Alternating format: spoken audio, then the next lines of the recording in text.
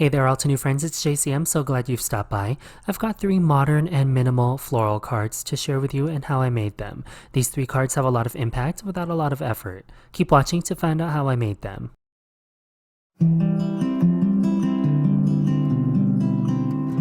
For today's perfect pairing, I'm going to solely focus on the July 2020 Craft-a-Flower Dahlia. This gorgeous layering die set is part of the Craft-a-Flower subscription offered by Altenew. So every month you'll receive an exciting new floral die set to use on your next card project. On its initial release, I made this card, and so many of you asked for a video, so this time I filmed how I made it as well as 2 other modern and minimal cards. To make this bold outline card inspired by tattoos, I first started out with these dies from the Craft-a-Flower Dahlia die set. With the solid layer die, I cut a piece of vellum, easy stuff. With the outline layer, I die cut 2 off-black cardstock outlines. Then, using the same off-black carbon cardstock, I die cut the second detail layer die for the leaves. I cut the largest leaf once, and the smaller leaf twice. I'll use this panel of spicy yogurt cardstock from Altenew as my background. Now, Ashley Cornell, fellow video team member and lovely layering queen, recommended this cardstock to me more than a year ago. I finally got my hands on it and I'm obsessed. To amp up my background, I'm taking the large blending brush from Altenew and coral berry dye ink to create a hazy spotlight in the center of my cardstock. Before I put the blending tool and ink away, I'll create a gradient on this scrap piece of watercolor paper using the same coral berry ink. I'm making a gradient about half the height of the Waterbrush Hello Die on watercolor paper for more texture and thickness. After cutting out the word, I'll set both the background and die cut aside and work on the dahlias. To finish up one of the flowers, I'll take the vellum layer and one of the 2 black outlines and roughly align them. I'll lay both layers on my craft mat so that the vellum piece is on top of the outline layer. I'm using a scrap piece of white cardstock underneath both layers so that you can see what I'm doing. Then I'll use Coral Berry Altenew Artist Marker to color quick flicks on the back side of the vellum. I'm essentially adding shading to each of the petals. Once I'm happy with the coloring, I'll move on to the final assembly. I've already adhered the spicy yogurt cardstock on my note card base. I'll add little dots of glue around the center portion of the black outline. I want the paper to curl up for some dimension. I'll do the same for the second outline without the vellum layer so that it curls up as well. Then I'll curl and adhere the 3 black leaves and finally the gradient hello sentiment on top of all the paper pieces. The key to this card is a lot of texture and dimension without foam tape, so I'm solely relying on curling the paper by gently rolling the cardstock for height. I'll finish this card with a few black sequins, and that's it for the recreation of the black outline dahlia. For this next card, I'll use these Craft-a-Flower dies plus the Dahlia outline die. I ended up changing my mind while filming. I'll simply grab the solid Dahlia die and cut a panel of white cardstock. Then on a new piece of white cardstock, I'll create a lot of texture and an element of color inspired by real Dahlia images online. I'm using an acrylic block and an Altenew water brush to make splatters. I'll show you 2 ways to do this. You can rub any of the Altenew crisp dye inks onto an acrylic block. In this case, I'm using ruby red, and then add a drop or 2 of water to suspend the dye ink. Then you can add splatters onto an area to sufficiently cover the second detail layer of the Dahlia die. A second way to do this is to dilute Altenew liquid watercolor brush marker refills and add splatters in the same manner. Either way works perfect for what you have. Now I'm going crazy with these splatters. I want a lot of coverage for this layer and I'll constantly check to make sure I have an adequate spread on this panel of cardstock. Once this panel is dry, I'll die cut it as usual. I'll create a color layer shift on the second white cardstock layer by creating an ink blended spotlight on the center of this layer.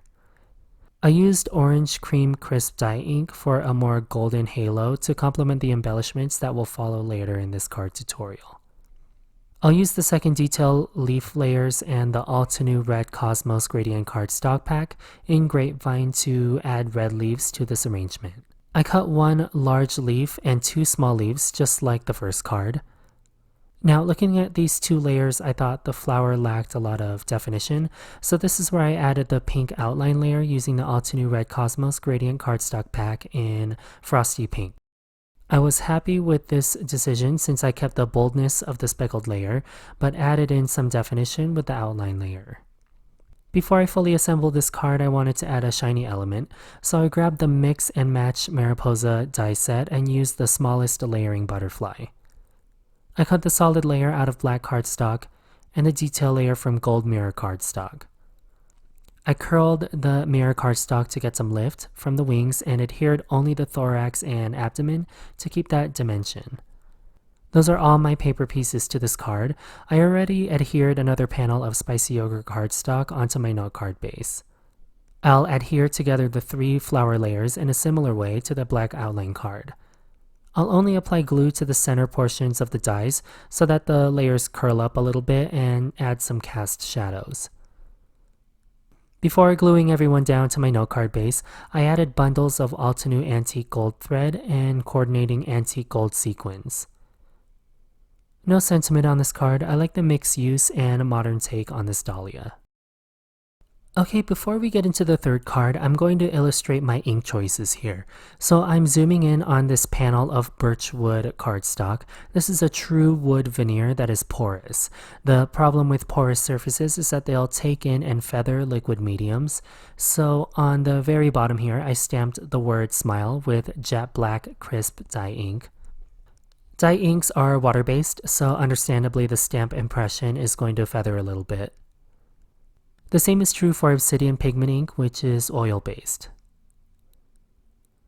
Now on the top is a very clean and crisp impression. I used the new Altenew Mixed Media ink pad in jet black, and you'll notice there is no feathering in this impression.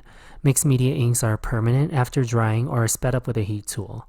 Mixed media inks are also opaque, so you get full coverage when stamped. I'm using all these amazing qualities of Altenew Mixed Media inks to make this third card. So using the same panel of birchwood cardstock, I'm going to lay the largest die in the orientation I want my flower to go on my card. That will make sense more towards the end of the assembly. Using the very old Painted Inspiration 6x8 stamp set, I'll position and roughly center the quote within the die frame. Then using Grapevine Mixed Media ink, I'll ink and stamp the sentiment stamp as normal. Without removing the stamp and without changing the alignment of 2 more pieces of birchwood cardstock, I'll stamp the sentiment 2 more times with Grapevine Mixed Media ink. I'll gently heat set the mixed media ink and begin the assembly portion of this card. Using the solid Dahlia die layer, I'll frame the sentiment as I did earlier and die cut the sentiment. I'll set aside the positive piece and use the negative piece to overlay the second stamp panel.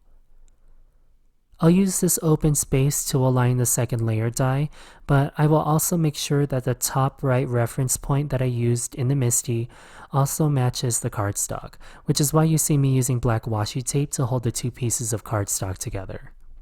You'll know the second layer die is in the correct orientation because you'll feel it sort of lock into place.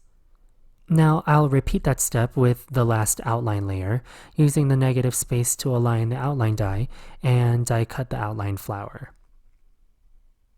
When I fully adhere the 3 flower layers together, the flower will have some dimension as normal, but also the sentiment will overlay and align layer by layer for this interesting and multi-level floral sentiment. After adding in the die cut leaves, I also added some red Cosmos enamel dots in Grapevine. And that finishes this minimal wood grain card. You can modify the colors used on this card to suit your recipient, and this also has a masculine component as well if you change up the colors. So those are my 3 cards I made using the July 2020 Craft-a-Flower Dahlia. As always, all the materials I used on these card projects can be found in the description box. If you're a card maker or a paper crafter, make sure you subscribe to catch more tutorials over on this channel. Make sure you like this video and leave a comment as well to show that you loved what you saw today. Thank you so much for watching my perfect pairing, and I'll see you very soon for the next one. Hello there! there, did that video just spark your creativity? And do you want more project ideas and inspiration videos too? Well, if you do, please make sure that you subscribe to the Altenew YouTube channel.